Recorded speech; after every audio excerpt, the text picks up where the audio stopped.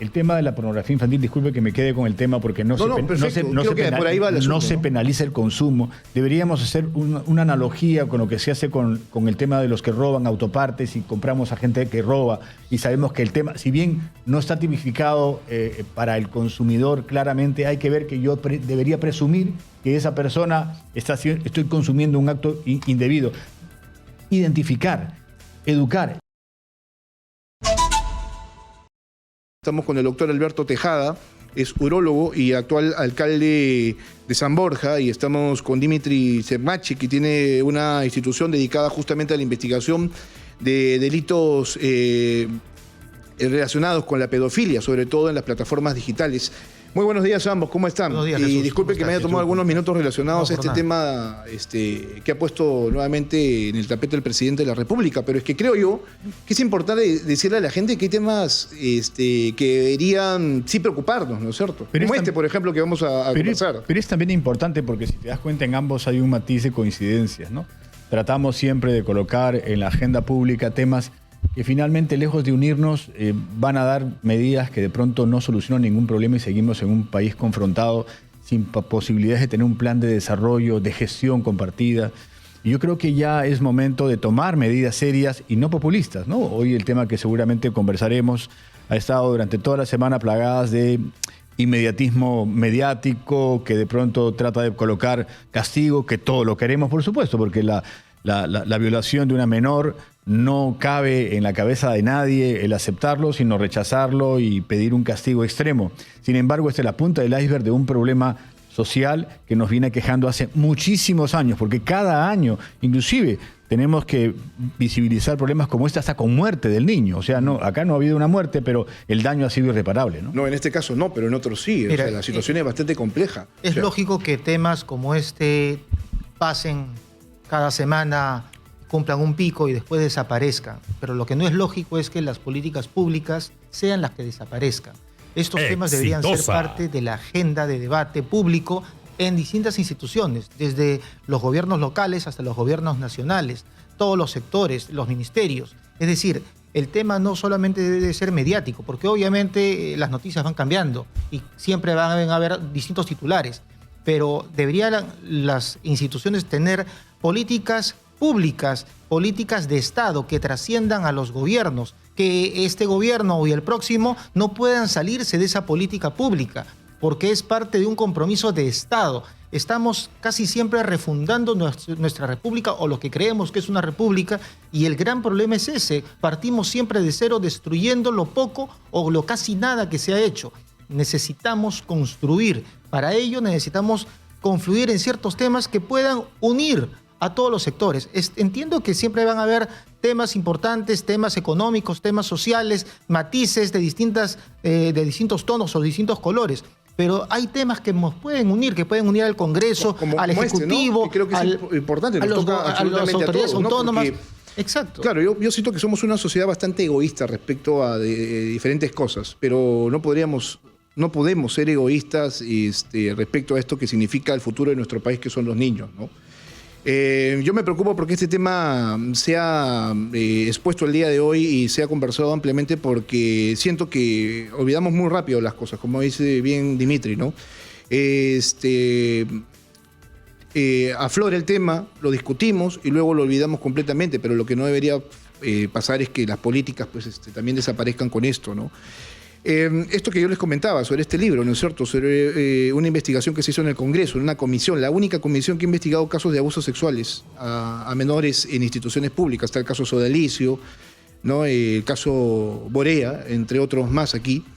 Y yo me preguntaba, ¿pero por qué no? O sea, ¿por qué es que los congresistas no hacen su trabajo? Y esta semana buscábamos alguna respuesta del gobierno y lo único que hemos obtenido es una propuesta de ley que seguramente será enviada al Congreso, todavía no lo han hecho, ¿no?, para aplicar la castración química a las personas que han abusado de menores de edad. Y esto no resuelve absolutamente nada. Lo escuchaba, doctor Tejada. Hemos discutido este tema durante la semana y por eso están ustedes el día de hoy. Que la castración química no resuelve nada, porque todo lo que sucede en este tipo de situaciones está en la mente de la persona que comete este delito. Y eso es difícil de cambiar.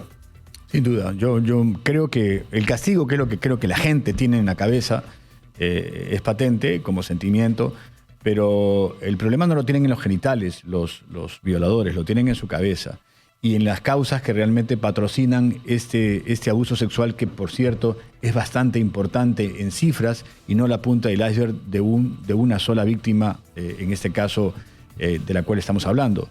Yo creo que hay que ver toda la política pública no desde un punto de vista forense sobre la leche derramada, sino bajo una visión preventiva, ¿no? O sea, casi siempre somos reactivos ante las consecuencias. Hablamos de la tos, hablamos de la fiebre, pero no de la causa de la enfermedad. Exacto. Y yo creo que acá de lo que se trata es qué hacemos seriamente, no a lo mejor para abolir completamente el abuso, porque podría ser una idealización no lograble, pero para mitigar mucho sus efectos, para disminuirlos.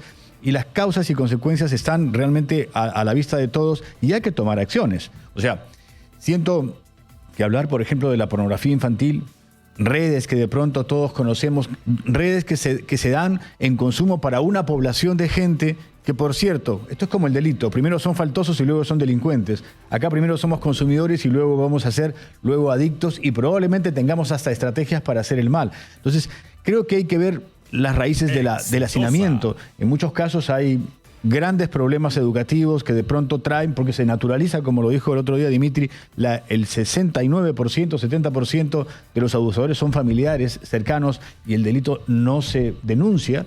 Y este problema luego se recicla, porque muchos violentados durante la infancia luego son violentos cuando son adultos. Se habla de que muchos violados pueden ser violadores en el futuro y eso es una historia tampoco no contada. Entonces yo creo que de lo que se trata acá es de ir al lado educativo, formativo, ingresar realmente a la escuela, al barrio donde vive la gente, donde pasan las cosas realmente y no simplemente a la doctrina, porque la castración química se puede hacer. Existen una serie de medicamentos que de pronto pueden abolir el deseo sexual a través de la manipulación de esta hormona que se llama testosterona, pero eso es de efecto reversible, que es lo que la gente no conoce. Inclusive estuve leyendo también ahí la propuesta que ha sido enviada supuestamente al legislativo, en la que habla de que esto será voluntario después de rendir la pena en la cárcel. Entonces digo, ¿qué persona se va a colocar una inyección o va a tomar una pastilla para tener efectos adversos? Porque realmente ahí la castración química no solamente te baja la testosterona,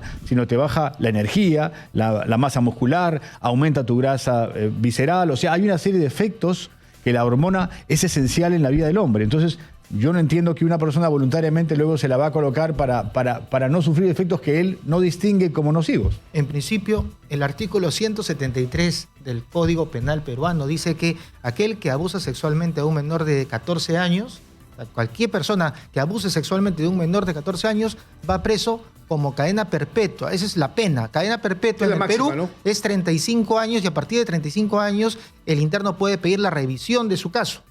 Pero si ya está 35 años o más, o se puede morir en la prisión, vamos a estar hablando de castración química. Ahora, creo que hay una confusión y es entendible por el término. Castración suena a sacar, a quitar, porque es lo lógico. Castrar es quitar, es extirpar. Entonces, castración química, la gente puede pensar que a partir de un químico se le va a sacar quizás los testículos a una persona al que haya agredido el pene, pero no es así. Es solamente un medicamento que funciona por cierta cantidad de tiempo, que como bien lo dice el doctor, pasan su reacción a este tema. Puede incluso la persona que lo utiliza generar un rechazo o en todo caso ya el cuerpo se habitúa a este medicamento y no funcionar. Eso, y además, yo quiero básicamente puntualizar lo que acaba de decir Dimitri, que es reversible. Mucha gente que he escuchado esa semana piensa que colocar una inyección es ya para siempre, entonces castíguelo. No. Está sujeto al colocárselo permanente porque no es reversible. Claro, y yo estaba escuchando, doctor Tejada, a propósito de esto, ya que usted es el especialista médico en esta situación,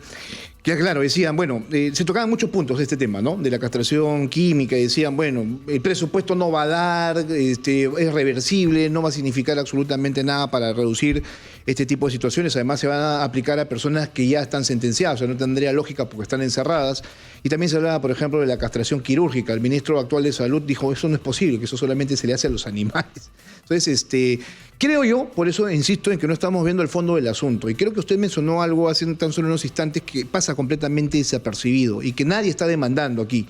es el tema de la educación, y es el tema de la educación sexual, porque por ahí es donde deberíamos partir. Absolutamente. Y por ahí es donde debería originarse la discusión, no solamente de esta mesa y de este tema que nosotros estamos abordando de inicio aquí en Hablemos Claro, sino que debería ser un tema de debate nacional, o sea, un debate puesto por el Congreso de la República, ya si el Ejecutivo no tiene mayor opción que esta propuesta de ley, o yo estoy equivocado en ese sentido. El sexo es un tema tabú en la sociedad. Todavía lo sigue siendo, a pesar de la enorme apertura social y los cambios de comportamiento que vive esta nueva generación. Sin embargo, el tema no se toca en escuela. Le digo más, y quizá con curiosidad para muchos, la propia Escuela de Medicina tiene en su currícula casi nada de educación sexual. O sea, el médico tampoco es un experto formado en sexualidad. Es que ahí también hay una gran oposición respecto a justamente este tipo de temas. ¿Se acuerdan ustedes cómo en el Congreso se oponen, por ejemplo, a los cambios, la currícula escolar, aduciendo de que hay esta filosofía de género, ¿no? A la cual atacan constantemente, ¿no? Parece increíble que en más de 100 años el sistema educativo no haya variado en absoluto, ¿no? La forma como traslada la información. Un niño el día de hoy va con más información y quizás con más desinformación a la escuela que lo que nosotros íbamos cuando teníamos esa edad. El gran problema es que el tabú es el principal aliado del abuso sexual.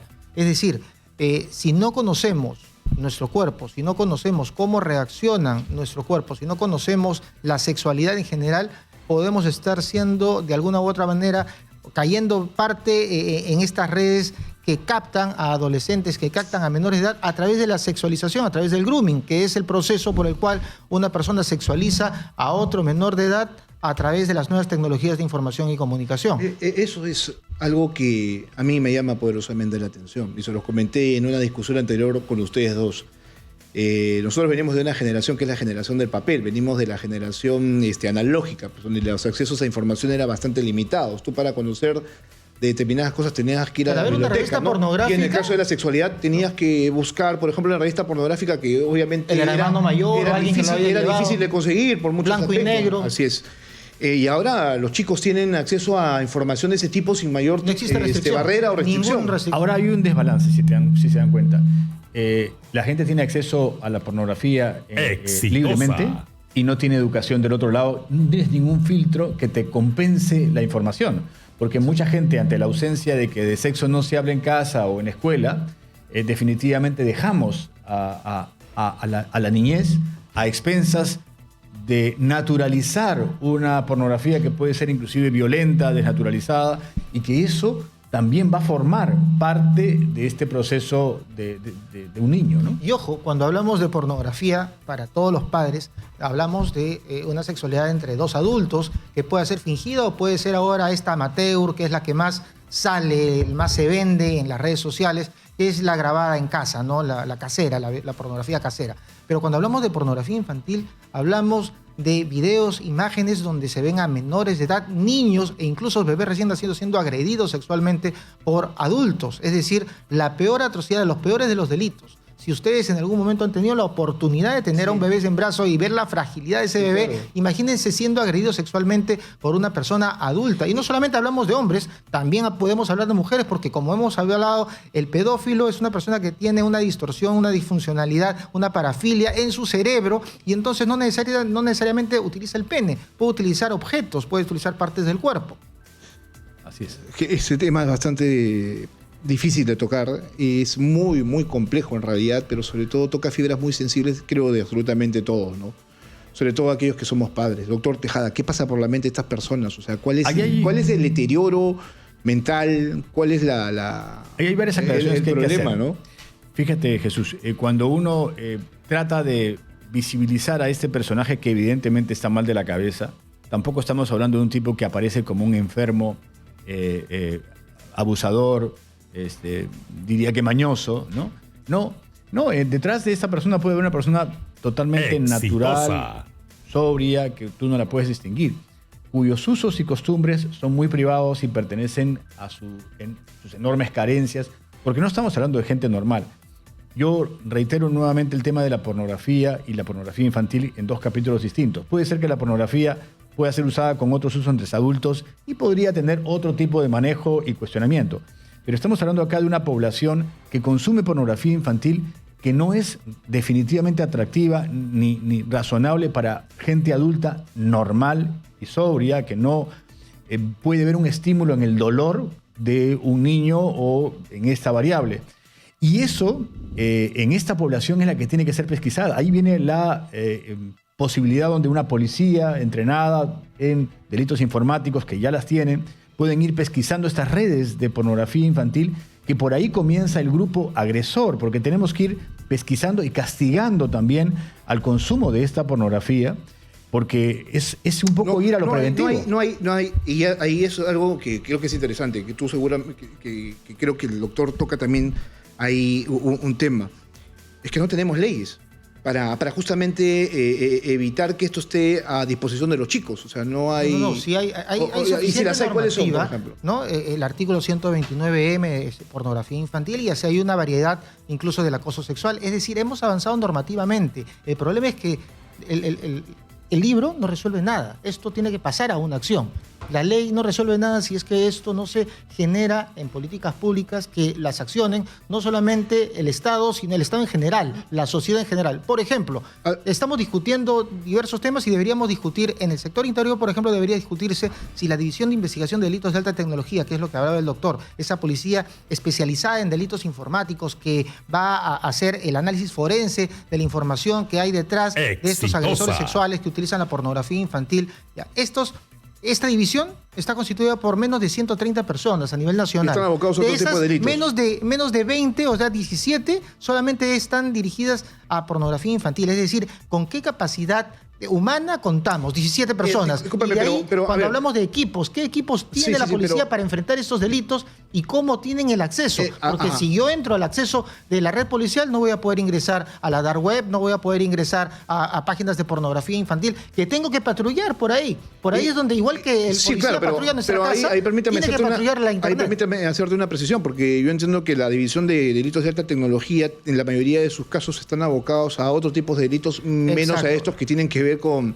Tiene que ver con la noción de tarjeta de crédito, sexual, ¿no? Y ataques económicos más que todo. ¿No? No, claro. Y además tienen que ver con delitos de índole tecnológico que atacan el tema financiero, es decir, clonaciones de páginas web, phishing, farming y otros problemas, porque proviene también del apoyo de ASBAN. Tú me dices que hay la pornografía, que para enfrentar la pornografía. Tú me dices que hay normativa en este aspecto, pero ¿qué tanto, dejemos por un lado el tema de la policía, qué tanto la gente sabe que existe esta normativa? A eso voy. Es otro de los temas. A eso voy, porque y la información. Cuando hablamos, por ejemplo, de que un niño puede acceder libremente a cualquier tipo de información, primero en casa, ¿no es cierto? Los padres saben perfectamente que tienes que colocar filtros para que esa información no llegue a ellos. Uno, sí. ¿Qué tanto se hace en el colegio? ¿Qué tanto se hace, por ejemplo, en las cabinas a las que los chicos acceden con normalidad? Nosotros, como institución, siempre hemos sido muy críticos de estas empresas que venden filtros, porque para nosotros es una mentira. Desgraciadamente, o sea, pues la gente, los padres pueden pensar otra cosa, pero para nosotros es una sacadera de dinero que lo único que hace es, por ejemplo, un filtro filtraría nuestra página web, porque como nosotros nos llamamos Red Peruana contra la Pornografía Infantil, estaríamos bloqueados. Sin embargo, la pornografía infantil no viaja por la internet diciendo soy pornografía infantil, hola, descárgame, sino viaja a partir de otras redes. Estamos hablando de redes del intranet que no necesariamente, por ejemplo, una de las grandes redes que se pudo desarticular fue la red La Familia o Jesucristo y sus 12 apóstoles. ¿Qué filtro podría filtrar una red que se llame La Familia, donde se difundía, comercializaba, intercambiaba material de abuso sexual infantil, audios, videos, imágenes de menores de edad siendo agredidos sexualmente? Entonces el filtro no tiene la capacidad, no puede razonar. Y además un niño que entra a un WhatsApp o un Tinder o lo que sea de estas aplicaciones, no existe ningún filtro que le pueda impedir ponerse en contacto con un agresor sexual. El filtro no le va a decir, ojo, este que se está conectando y que dice ser Justin Bieber, no es Justin Bieber y es un agresor sexual. No te va a dar esa posibilidad. El doctor Alberto Tejada es alcalde del distrito de San Borja, ¿no? Estábamos conversando sobre diferentes aspectos relacionados a estos casos, ¿no? Entonces yo le preguntaba, doctor, no ahora, sino hace algunos días, ¿qué tanto puede hacer un alcalde por su distrito en este tipo de situaciones, ¿no? ¿Qué tanto manejan información? ¿Y qué tanto, por ejemplo, les serviría a ustedes tener esto que comentamos hace un ratito fuera de micros, ¿no? Que es el registro de agresores, para poder tener un plan, para poder tener campañas de prevención, para poder tener identificación de personas que son de difícil tratamiento, ¿no? Para un entorno social. Porque creo yo, y discúlpeme, que un violador no cambia. Claro que es sí. difícil de tratar. Es una persona que no se puede resocializar, ¿o me equivoco? Exactamente. Acá hay un tema donde tenemos que proteger a la población, a veces de un agente, que en este caso se convierte en una amenaza, y donde yo creo que el gobierno y todas sus políticas pierden una enorme oportunidad de no tener esos brazos que tiene un gobierno local, ¿no? Porque a veces el gobierno no tiene calle, y no tiene calle porque no sabemos dónde está la gente, y nosotros los alcaldes estamos donde vive la gente, donde pasan las cosas, donde está el hogar y donde están los problemas. Entonces, yo siento de que la rectoría, nadie está cuestionándola, pero simplemente es letra muerta si de pronto yo animo voluntades y no aterrizo en algo. Entonces, yo creo que nuestra labor es primero comprometerse con un grave problema social que es transversal a toda la sociedad, porque no distingue entre ricos y pobres, ¿ah? Por supuesto. Eso no es solamente un tema de pobreza. Eso también hay que dejarlo en claro, que este no es un tema de Chiclayo y punto. No. Esto puede estar en el lugar más exclusivo del Perú e igual encontrarse con esta misma deformación y con esta misma amenaza. Entonces, identificar, tratar de ver dónde está el posible agresor, mitigar los efectos de este personaje que, como lo dijo el doctor Dimitri, o sea, el tema del grooming, por ejemplo, que es este término en inglés que de pronto claro, trata de llegar de manera amistosa. Nadie llega al menor siendo alguien violento o malo, más bien conductas que hay que alertar a los padres de familia. ¿Quién está cerca de los padres de familia? El hogar, el gobierno local. Entonces, siento que nosotros tenemos que trabajar de la mano con la escuela cercana, con el barrio, con la casa, tener un registro que realmente pueda proteger a la colectividad, como sucede en los países del primer mundo también, porque usted puede tener una persona con rasgos psicopáticos y agresivos y difíciles y no puede trabajar pues, en una escuela, no podría trabajar en un centro donde tenga al público objetivo como una amenaza. No podemos ser sorprendidos simplemente por un nuevo accidente cuando en realidad no hemos hecho nada por prevenir. De verdad, desde el tema de seguridad ciudadana, donde simplemente estamos abocados a la denuncia que nadie quiere hacer, porque nadie tiene o abandonamos el rol preventivo, tenemos un rol forense permanentemente, entonces por eso es que no confiamos en las instituciones. Tenemos que trabajar de manera seria, organizándonos, poniendo cada uno su parte, ejecutando presupuestos donde realmente tienen efectividad y tienen resultados, porque acá no hay cifras de nada y eso es una cosa alarmante, ni siquiera la información es veraz. La pandemia ha desnudado al Estado en su capacidad ejecutiva tal cual. La canasta no le llegó nunca al desfavorecido y el bono le llegó a cualquier persona porque la data está equivocada y hay que corregirla. Y la única forma de corregirla es desde el territorio, porque cada uno sabe dónde vive la gente y dónde están las amenazas más importantes de su colectividad. Yo tengo acá cifras que las manejábamos ya desde hace bastante tiempo, ¿no? No puede ser posible que en casos de abusos de menores de edad, ¿no? Violación sexual de menores de 0 a 17 años tengamos estas cifras. En el 2018, 4.104 casos. En el 2019, 5.140. O sea, en lugar de bajar, seguimos subiendo. En el 2020, 4.238 casos. En el 2021 superamos toda cifra y todo récord respecto a abusos de menores de edad. Ya 6.929 casos. Lo que ha pasado en Chiclayo es lamentablemente, es una cifra más a la estadística. Y ¿no? eso es de lo que se reporta, ¿no? Porque ¿cuántos no se reportan? Claro. Y solo en lo que entramos en pandemia. Discúlpame, pero en lo que va de este año, que es el 2022, que recién tenemos 3 meses cumplidos, o sea, el primer trimestre del año tenemos 1.078 casos. O sea, ¿quién para esta situación? Mira, en pandemia nosotros ingresamos en marzo del 2019. Pasado 30 días de la pandemia, ingresaron 38 internos por abuso sexual a menores de edad. Es decir, la cifra más grande que hubo en la historia de los establecimientos penitenciarios por ingreso de algún delito, lo tenemos nosotros. La violación sexual es el segundo delito por el cual termina una persona interna. De menores. ¿No? De menores. Sexuales de menores claro. de edad. Claro, primero está el robo agravado, después está el abuso sexual de menores de edad. De menores, la cifra es 10.104 casos hasta este momento. Exacto. Hay 3.005 procesados, es decir, que están esperando sentencia todavía. Y 7.099 sentenciados. O sea, es bastante amplia la cifra. O sea, tienes hacinamiento por justamente este tipo de casos. Y estamos hablando del abuso sexual. No estamos hablando ahí de tocamientos indebidos, actos contra el pudor, pornografía infantil y otros temas más. Y si lo sumamos eso al abuso sexual, en general llegamos a casi el 20% de los internos en los establecimientos. 2.622, que son 907 procesados y 175 sentenciados.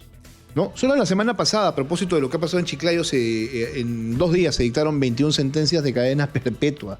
O Claro, pues se tuvieron que poner las pilas los jueces porque, claro, pero tenemos, el caso se hizo tan mediático y actuamos de manera reactiva, ¿no? Pero tenemos que educar. Yo reitero, el tema de la pornografía infantil, disculpe que me quede con el tema porque no se penaliza el consumo. Deberíamos hacer una analogía con lo que se hace con el tema de los que roban autopartes y compramos a gente que roba y sabemos que el tema, si bien no está tipificado para el consumidor claramente, hay que ver que yo debería presumir que esa persona estoy consumiendo un acto indebido. Identificar. Educar. Si tú tienes una enorme información a través de pornografía que alienta un tipo de conducta en un tipo anormal y a su vez no está identificado, todo está preparado para que de pronto, sin educación sexual en casa, sin educación sexual en la escuela, sin educación, siendo un tabú, entonces todo termina siendo un momento y una oportunidad y quizá una tragedia. Doctor, lamentablemente usted se tiene que ir, pero sí me gustaría que veamos ese aspecto. Ya que usted tiene estas posibilidades, ¿no es cierto?, de comunicar correctamente. Usted es autoridad, pero también es médico, y creo que los médicos suman mucho en este contexto, ¿no? No es un tema menor este tema de la violación de menores de edad, creo que es un tema de preocupación nacional. Así es. Y ahí estamos olvidando ese punto, ¿no? Lamentablemente nuestras autoridades reaccionan de una manera que a veces no se entiende y que esto debería ser parte de una lucha, ¿no? Así como se lucha contra el consumo de drogas, que por cierto hace mucho tiempo que no escucho ningún tipo de campaña respecto al consumo de drogas, de los últimos gobiernos absolutamente nada. Nos hemos abocado al tema de la lucha contra la pandemia, pero vamos, vea, esto ya lo estamos empezando a superar, volvamos nuevamente a incidir en estos aspectos, ¿no? Y que este tema de la lucha contra la pedofilia, ¿no? Y la violación sea también parte, obviamente, de la estrategia. Yo sí quisiera que hablemos y que usted, en estos últimos minutos que nos va a acompañar, porque Dimitri se va a quedar todavía, nos ayude a ver o a compartir este tipo de información con nuestros hijos, ¿no? Para dejar por un momento el tema del tabú, ¿no es cierto? Porque hablar de sexo, de sexualidad con los chicos en casa, ¿no? Es bastante difícil para muchos, romper esa barrera de comunicación, ¿no? O sea, ¿cuáles podrían ser, por ejemplo, los principales ejes de acción para los padres de familia, para que esto se sepa o se conozca? Yo vivo aterrado, tengo una hija de 3 años y medio, la cuido y es ¿no? Porque me toca hacerlo, ¿no? Y cuando veo estos casos, obviamente me tocan mucho más, ¿no? O sea, me vuelvo mucho más sensible en esta situación y creo que la mayoría también, no solamente cuando lo ve y cuando lo escucha, sino que me pongo a pensar, y ahora, ¿cómo trato el tema con mi hija? Y te lo digo, ¿no? Y te lo hago más complejo todavía, Jesús. Nosotros los que estamos aquí pertenecemos a otra generación. O sea, los millennials, los centennials, tienen ya una visión distinta en este mundo global en el que nacieron ya tecnológicos de naturaleza. Ellos son mucho más expertos en el manejo de todo lo que significan redes sociales. Nacieron en este mundo digital. El ordenador prácticamente está vinculado a su cerebro, abstraen muy poco, tienen una perspectiva distinta y necesitamos conectarnos con ellos. Yo creo que el desarrollo de la mujer de los últimos años ha sido impresionante. Hoy tenemos un protagonismo sin dudas estelar de parte de la mujer. Y con ello también han cambiado conductas sexuales. Hoy día lo que era bueno, hoy lo que es bueno hace 10 o 15 años no lo era. Sin embargo, una serie de situaciones tienen que ser abordadas como estas, con mucha información desde el hogar, desde un gobierno local, con un patrocinio, con una inversión de educación y campañas que no deben ser solamente cuando ha sucedido una tragedia como esta, sino de carácter, como lo dijo Dimitri, una política pública. Por eso le decía, me va a gustar tener aquí en esta reunión a lo mejor alguna decisión que podamos trasladar a un gobierno local, en donde quizás no resolvemos el problema del país, pero esta historia de la estrella de mar, que probablemente sea importante para esa estrella, pero no a todas las que están varadas en el mar. Yo creo que igualmente en este caso tenemos que comenzar con un proyecto serio que por lo menos comience a acreditar dónde están las amenazas en la implementación de un proyecto, dónde generar las inversiones y no en lo reactivo. Porque el problema de la castración química se va a trasladar en realidad un problema más a la Contraloría porque no será aplicado y porque nuevamente entraremos a la denuncia y la denuncia no es parte del desarrollo ni de ir mejorando como sociedad, ¿no?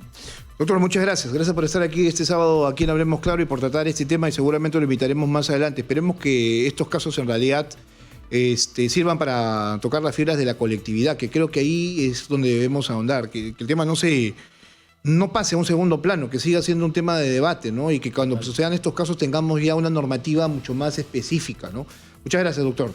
Más bien, doctor, me pongo a disposición también de ustedes en el municipio para tratar este tema y como usted bien lo dice, la estrella de mar hacer algo, quizás un proyecto piloto que puedan hacer en un pequeño distrito y si funciona, Exacto. otros distritos lo puedan tomar. Yo creo que ahí hay que comenzar a sentar las bases donde los gobiernos locales que tengan la posibilidad, predisposición y ganas de trabajar por un tema social tan trascendente para los niños, yo creo que vamos a comenzar a generar una experiencia que puede ser replicada y adaptable, porque el Perú es diverso, es pluricultural y realmente hay que tener estrategias muy particulares. Hay que hacer, así como digo, así como hablamos de estrategia urbana para poder seguir haciendo obra pública, igual acá hay que tener una estrategia para la política y ahí pública. sabremos qué leyes faltan, Así ahí es. sabremos qué es lo que está faltando para poder concretar con éxito. Pero es que esto no tendría que ser un tema solamente de discusión en una mesa de un medio de comunicación, tiene que ser un tema de debate nacional, o sea, tienen que haber congresistas que se compren el pleito, ¿no? Es que la gente O sea, que vota, la gente digo, que comenta, es gente que solamente quiere coludirse con un colectivo social sin tener ningún conocimiento. Sí, pues eso es lo lamentable, doctor, muchas gracias.